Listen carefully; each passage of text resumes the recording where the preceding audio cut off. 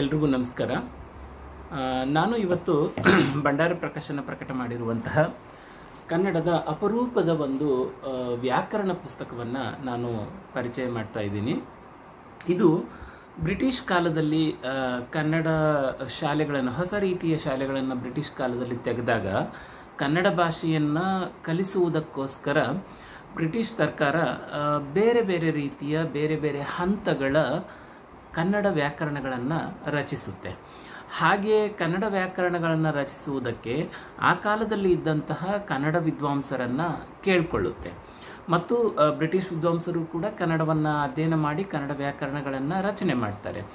ಹಾಗೆ ಕನ್ನಡದ ಭಾರತೀಯ ವಿದ್ವಾಂಸರಿಗೆ ಕೇಳಿ ಹಲವಾರು ವ್ಯಾಕರಣಗಳನ್ನು ಬರೆಸ್ತಾರೆ. ಅದರಲ್ಲಿ ಕನ್ನಡ ಮಧ್ಯಮ ವ್ಯಾಕರಣ ತೀನಂ ಶ್ರೀಕಂಠಯ್ಯನವರದು ಉಲ್ಲೇಖ ಮಾಡಬಹುದು. ಹಾಗೆಯೇ ನಮ್ಮ ಬಿ ಮಲ್ಲಪ್ಪ ಎನ್ನುವವರು ಬರೆದಿರುವಂತಹ ಶಬ್ದಾದರ್ಶವೆಂಬ ಹೊಸಗನ್ನಡ ವ್ಯಾಕರಣವು ಅನ್ನೋ ಪುಸ್ತಕವನ್ನು ಕೂಡ ನಾವಿಲ್ಲಿ ಉಲ್ಲೇಖಿಸಬಹುದು. ಇದು ಬಹಳ ಮುಖ್ಯವಾದಂತಹ ಒಂದು ಪುಸ್ತಕ.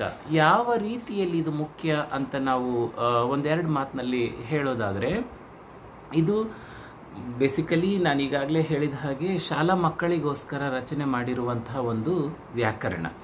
ಆಮೇಲೆ ಇದರಲ್ಲಿ ಉದಾಹರಣೆಗಳ ಸಮೇತ ತುಂಬ ಸರಳವಾದ ರೀತಿಯಲ್ಲಿ ಇದನ್ನು ಬರೆಯಲಾಗಿದೆ. ಆಮೇಲೆ ಇದರ ಇನ್ನೊಂದು ಪ್ರಾಮುಖ್ಯತೆ ಏನಪ್ಪ ಅಂತಂದರೆ, ಬ್ರಿಟಿಷ್ ಕಾಲದಲ್ಲಿಯೇ ಇದು ಸುಮಾರು 25ಕ್ಕೂ ಹೆಚ್ಚು ಮರುಮುದ್ರಣಗಳನ್ನು ಕಂಡಿತ್ತು. ಅಂದರೆ ಈ ಪುಸ್ತಕ ಎಷ್ಟೊಂದು ಜನಪ್ರಿಯವಾಗಿತ್ತು ಆ ಕಾಲದಲ್ಲಿ ಭಾಷಾ ಬೋಧನೆಗೆ, ವ್ಯಾಕರಣದ ಬೋಧನೆಗೆ ಅಂತನ್ನುವಂಥದ್ದು ನಮಗೆ ಗೊತ್ತಾಗುತ್ತೆ. ಸೊ ಇದರಲ್ಲಿ ಇದೊಂದು ಪಾರಂಪರಿಕ ಕನ್ನಡ ವ್ಯಾಕರಣ ಪರಂಪರೆಯ ಹಾದಿಯಲ್ಲಿಯೇ ಇರುವಂತಹ ಒಂದು ವ್ಯಾಕರಣ. ಅಂದರೆ ಪಾರಂಪರಿಕ ವ್ಯಾಕರಣ ಪದ್ಧತಿ ಅನ್ನುವಂಥದ್ದೇನಿತ್ತಲ್ಲ, ಆ ಪದ್ಧತಿಯನ್ನು ಅನುಸರಿಸುವಂತಹ ಒಂದು ವ್ಯಾಕರಣ.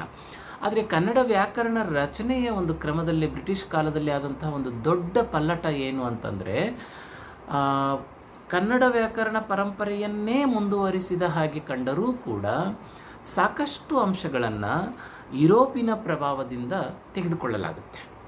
ಹಾಗಾಗಿ ಅಂದರೆ ಕೆಲವು ಪರಿಕಲ್ಪನೆಗಳನ್ನು ಅಥವಾ ಕೆಲವೊಂದು ಪಾರಿಭಾಷಿಕ ಪದಗಳನ್ನು ಅಥವಾ ಅಧ್ಯಾಯಗಳನ್ನು ಹೊಂದಿಸುವಂತಹ ಕ್ರಮ, ಈ ಮೊದಲಾದವುಗಳಲ್ಲಿ ನಾವು ಈ ಕ್ರಮವನ್ನು ಅಂದರೆ ಹೇಗೆ ಪಾರಂಪರಿಕ ವ್ಯಾಕರಣವನ್ನು ಯುರೋಪಿನ ಪ್ರಭಾವದ ಜೊತೆಗೆ ಬೆಸೆಯಲಾಗುತ್ತೆ ಅನ್ನುವಂಥದ್ದನ್ನು ನಾವು ಗುರುತಿಸೋದಕ್ಕೆ ಸಾಧ್ಯವಾಗುತ್ತೆ.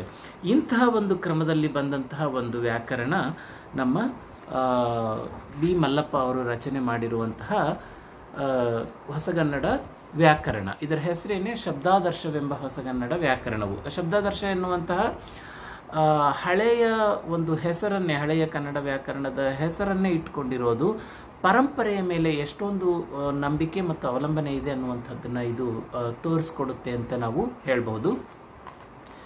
ಈ ಒಂದು ವ್ಯಾಕರಣ ಶುರುವಾಗುವುದು ಮೊದಲಿಗೆ ಅಕ್ಷರ ಪ್ರಕರಣದಿಂದ. ನಾವು ಗಮನದಲ್ಲಿ ಇಟ್ಕೋಬಹುದು, ಪಾರಂಪರಿಕ ವ್ಯಾಕರಣಗಳು ಕೂಡ ಶುರುವಾಗುವುದು ಅಕ್ಷರ ಪ್ರಕರಣದಿಂದಲೇನೆ ಅನ್ನುವಂಥದ್ದನ್ನು ನಾವು ಗಮನಿಸಬಹುದು. ಸೊ ಹೀಗೆ ಇಲ್ಲಿ ಏನು ಮಾಡುತ್ತೆ, ಪಾರಂಪರಿಕವಾದ ರೀತಿಯಲ್ಲಿ ಅಕ್ಷರಗಳನ್ನು ಗುರುತಿಸುತ್ತೆ. ಮುಂದೆ ಹಾಗೆಯೇ ಹೋಗುತ್ತೆ. ಅಂದರೆ ವಿಭಕ್ತಿಗಳನ್ನು ಗುರುತಿಸುವಲ್ಲಿರಬಹುದು, ಲಿಂಗ ವಚನಗಳನ್ನು ಗುರುತಿಸುವಲ್ಲಿ ಇರಬಹುದು. ಸೊ ಹೀಗೆ ಬೇರೆ ಬೇರೆ ಅಂಶಗಳನ್ನು ಗುರುತಿಸುವಾಗಲೂ ಕೂಡ ಇದೇ ರೀತಿಯಲ್ಲಿ ಪಾರಂಪರಿಕ ಪದ್ಧತಿಯನ್ನು ಅನುಸರಿಸ್ಕೊಂಡು ಹೋಗುತ್ತೆ. ಇದರಲ್ಲಿ ಒಟ್ಟು 11 ಅಧ್ಯಾಯಗಳು ಇದರಲ್ಲಿ ಇವೆ. ನಾವು ಪಾರಂಪರಿಕ ವ್ಯಾಕರಣಗಳಲ್ಲಿ ನೋಡುವ ಹಾಗೆ ಅವ್ಯಯ ವ್ಯಾಕರಣ ಇರಬಹುದು, ಅವ್ಯಯ ಪ್ರಕರಣ ಇರಬಹುದು, ತದ್ಭವ ಪ್ರಕರಣ ಇರಬಹುದು. ಇವುಗಳು ಕೂಡ ಇದರಲ್ಲಿ ಇರುವಂಥದ್ದನ್ನು ನಾವು ಗಮನಿಸಬಹುದು. ಒಂದು ವಿಶೇಷವಾದ ಅಂಶ ಏನಪ್ಪ ಅಂತಂದರೆ, ಪ್ರಯೋಗ ಪ್ರಕರಣ ಅನ್ನುವಂಥದ್ದನ್ನು ಸಪರೇಟ್ ಮಾಡಿ ತುಂಬ ದೊಡ್ಡದಾದ ಒಂದು ಪ್ರಕರಣವನ್ನು ಇದರಲ್ಲಿ ಕೊಟ್ಟಿದೆ. ಅನುಬಂಧವನ್ನು ಕೂಡ ಒಂದು ಪ್ರಕರಣ ಅಂತ ಇದರಲ್ಲಿ ಹೇಳೋದನ್ನು ನಾವು ನೋಡಬಹುದು. ಇದರ ಹೊರತಾಗಿ ತದ್ದಿತಾಂತ ಪ್ರಕರಣ ಅನ್ನುವಂಥದ್ದು ಕೂಡ ಇರುವಂಥದ್ದನ್ನು ನಾವು ಕಾಣ್ಬೋದು. ಕೃದಂತ ಪ್ರಕರಣವೂ ಕೂಡ ಇದೆ. ಆನಂತರ ತುಂಬ ಕೋರ್ ಎಂದು ಹೇಳಬಹುದಾದ ವ್ಯಾಕರಣ ವಿಭಾಗಗಳಾಗಿರುವಂತಹ ಕ್ರಿಯಾಪದ ಇರಬಹುದು, ನಾಮಪದ ಇರಬಹುದು, ಸಮಾಸ ಇರಬಹುದು, ಇವುಗಳಿಗೆ ಒಂದೊಂದು, ಹಾಗೆಯೇ ಸಂಧಿ ಕೂಡ, ಇವುಗಳಿಗೆ ಒಂದೊಂದು ಪ್ರಕರಣಗಳನ್ನು ಮಾಡಿರುವಂಥದ್ದನ್ನು ನಾವು ಇದರಲ್ಲಿ ಕಾಣಬಹುದು. ಇವತ್ತಿಗೂ ಕೂಡ ಕನ್ನಡ ವ್ಯಾಕರಣ ಅಧ್ಯಯನದಲ್ಲಿ ಸಾಕಷ್ಟು ಬೆಳವಣಿಗೆಗಳು ಪಲ್ಲಟಗಳು ಆಗಿವೆ. ಬೇರೆ ಬೇರೆ ಆಧುನಿಕ ಸಿದ್ಧಾಂತಗಳನ್ನ ಅಳವಡಿಸಿ ಕನ್ನಡ ವ್ಯಾಕರಣಗಳನ್ನು ಅಧ್ಯಯನ ಮಾಡುವ ಬರೆಯುವ ಕ್ರಮಗಳು ಬೆಳೆದಿವೆ. ಆದರೂ ಕೂಡ ಇವತ್ತು ನಾವು ಈ ಸ್ಪರ್ಧಾತ್ಮಕ ಪರೀಕ್ಷೆಗಳಂತೇನು ಕರಿತೀವಲ್ಲ, ಅಂತಲ್ಲಿ ಮಾತ್ರ ಇನ್ನೂ ಬ್ರಿಟಿಷ್ ಕಾಲದಲ್ಲಿ ಬೆಳೆದಂತಹ ವ್ಯಾಕರಣಗಳಿಗೆ ನಿಷ್ಠವಾಗಿ ಪ್ರಶ್ನೆ ಕೇಳುವಂತಹದ್ದು ಹೆಚ್ಚು ಕಂಡುಬರುತ್ತೆ. ಇಡಿಯಾಗಿ ಅಲ್ಲದೆ ಇದ್ರೂ ಹೆಚ್ಚು ಕಂಡುಬರುತ್ತೆ. ಅದನ್ನು ಗಮನದಲ್ಲಿಟ್ಕೊಂಡ್ರೆ ತೀನಂ ಶ್ರೀಕಂಠಯ್ಯನವರ ಮಧ್ಯಮ ವ್ಯಾಕರಣ ಮತ್ತು ಮಲ್ಲಪ್ಪನವರ ಶಬ್ದಾದರ್ಶ ಹೆಚ್ಚು ಕಂಡುಬರುತ್ತೆ. ಅದನ್ನು ಗಮನದಲ್ಲಿಟ್ಕೊಂಡ್ರೆ ತೀನಂ ಶ್ರೀಕಂಠಯ್ಯನವರ ಮಧ್ಯಮ ವ್ಯಾಕರಣ ಮತ್ತು ಮಲ್ಲಪ್ಪನವರ ಶಬ್ದಾದರ್ಶ ಇವುಗಳು ಈಗಲೂ ಕೂಡ ಸ್ಪರ್ಧಾತ್ಮಕ ಪರೀಕ್ಷೆಗೆ ತಯಾರಾಗುವಂತಹ ವಿದ್ಯಾರ್ಥಿಗಳಿಗೆ ತುಂಬ ಅನುಕೂಲ. ಆಮೇಲೆ ಸರಿಯೋ ತಪ್ಪೇನೆ ಆದರೂ ಕೂಡ ನಮ್ಮ ಪ್ರಾಥಮಿಕ ಪಠ್ಯಪುಸ್ತಕಗಳಲ್ಲಿ ಬ್ರಿಟಿಷ್ ಕಾಲದಲ್ಲಿ ಬೆಳೆದಂತಹ ವ್ಯಾಕರಣ ಪದ್ಧತಿಗಳನ್ನೇ ಗಮನದಲ್ಲಿಟ್ಟುಕೊಂಡು ಇನ್ನೂ ಅದನ್ನೇ ನಾವು ಪಾಠ ಮಾಡ್ತಾ ಇದ್ದೀವಿ, ಅದನ್ನು ಗಮನಿಸಬಹುದು. ಹಾಗಾಗಿ ಪ್ರಾಥಮಿಕ ಮತ್ತು ಪ್ರೌಢಶಾಲಾ ಹಂತದಲ್ಲಿ ಪಾಠ ಮಾಡ್ತಿರುವಂತಹ ಕನ್ನಡ ಭಾಷೆಯ ಕನ್ನಡ ವ್ಯಾಕರಣದ ಪಾಠವನ್ನು ಮಾಡ್ತಾ ಇರುವಂಥವ್ರಿಗೆ ಇದು ತುಂಬ ಅನುಕೂಲವಾಗುವಂತಹದ್ದು ಅಂತ ನಾವು ಹೇಳ್ಬೋದು. ಹಾಗಾಗಿ ಅದಲ್ಲದೆ ಕನ್ನಡ ಭಾಷೆಯ ಅಧ್ಯಯನದ ಸಂದರ್ಭದಲ್ಲಿ ಬಹಳ ಮುಖ್ಯವಾಗಿ ಕನ್ನಡ ವ್ಯಾಕರಣದ ಅಧ್ಯಯನ ಮತ್ತು ಕನ್ನಡ ಭಾಷಾಧ್ಯಯನದ ಇತಿಹಾಸವನ್ನು ಅರ್ಥ ಮಾಡಿಕೊಳ್ಳುವಂತಹ ಸಂದರ್ಭದಲ್ಲಿ ಈ ಪುಸ್ತಕ ನಮಗೆ ಬಹಳ ಮುಖ್ಯವಾಗುತ್ತೆ ಅಂತ ಹೇಳಬಹುದು. ಸೊ ಇದು ಶಬ್ದಾದರ್ಶ, ಬಿ ಮಲ್ಲಪ್ಪನವರ ಶಬ್ದಾದರ್ಶ. ಇನ್ನೊಂದು ವಿಶೇಷ ಅಂಶವನ್ನು ನಾವು ಹೇಳಬಹುದು. ಇದನ್ನ ಏನು ಮಾಡಿದ್ದಾರೆ, ಈ ತರಗತಿಯಲ್ಲಿ ಪಾಠ ಮಾಡಿದಂತಹ ಸಂದರ್ಭದಲ್ಲಿ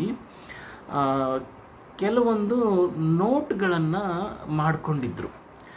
ಈ ತರಗತಿಯಲ್ಲಿ ಸ್ಟೂಡೆಂಟ್ ಆಗಿ ಇದ್ದಂತಹ ಒಬ್ಬರು ನೋಟ್ ಮಾಡಿ ಇಟ್ಕೊಂಡಿರೋದನ್ನು ಗಮನದಲ್ಲಿ ಇಟ್ಕೊಂಡು ಬಿ ರಾಜಪುರೋಹಿತರು ಆ ನೋಟ್ಗಳನ್ನು ಕೂಡ ಈ ವ್ಯಾಕರಣದ ಜೊತೆಗೆ ಸೇರಿಸಿ ಕೊಟ್ಟಿದ್ದಾರೆ.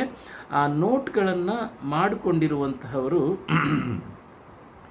ಬಿ ಬಂ ರಾಜಪುರೋಹಿತರು ಅಂತ, ಅಂದರೆ ಬಿ ರಾಜಪುರೋಹಿತ್ ಅವರ ತಂದೆಯವರು.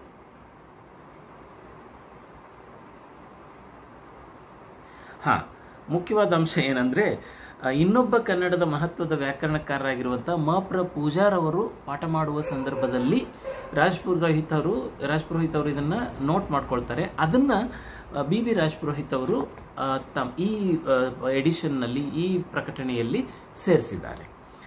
ನಮಸ್ಕಾರ.